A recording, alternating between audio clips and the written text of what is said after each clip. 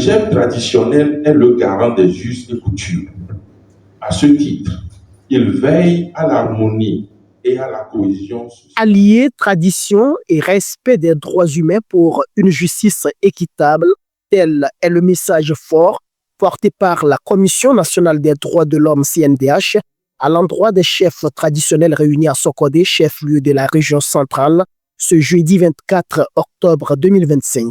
Cette rencontre nationale a rassemblé les membres du Conseil national et des conseils préfectoraux des chefs traditionnels venus des 5 régions du Togo. Organisée sous le thème « Pratiques traditionnelles et respect des droits de l'homme », elle s'inscrit dans le cadre de la mise en œuvre du plan stratégique 2021-2025 de la CNDH, plus précisément dans son axe 2 dédié à la promotion d'une culture des droits humains, conformément au point 16 de l'ODD. Tout individu qui est mal jugé accumule des frustrations. Il est mécontent. S'il est mécontent, ça crée des tensions dans la société et ça agit sur la paix.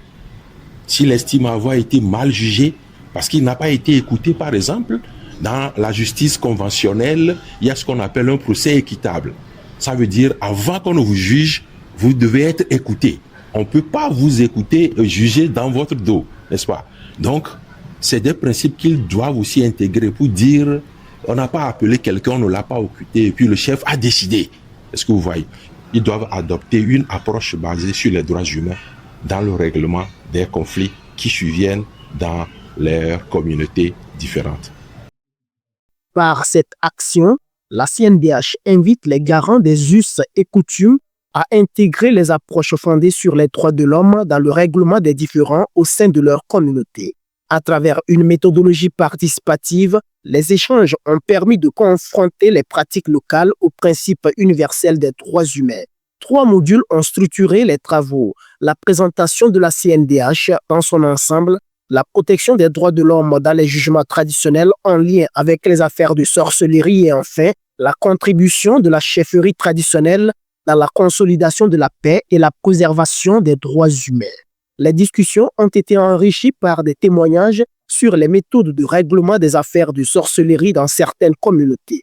Ces partages d'expériences ont mis en lumière les écarts entre justice traditionnelle et normes juridiques nationales et internationales, 2 approches souvent perçues comme antagonistes, mais que la CNDH souhaite rendre complémentaires. Je crois que cette rencontre de Sokodé avec la CNDH, vraiment c'est une force pour nous de rendre encore nos pratiques plus justes et efficaces. Avec cette rencontre, je crois que lorsque nous allons retourner dans nos communautés, et nous allons tout faire pour que la justice traditionnelle soit appréciée. C'est un outil que nous sommes venus prendre pour aller nous édifier.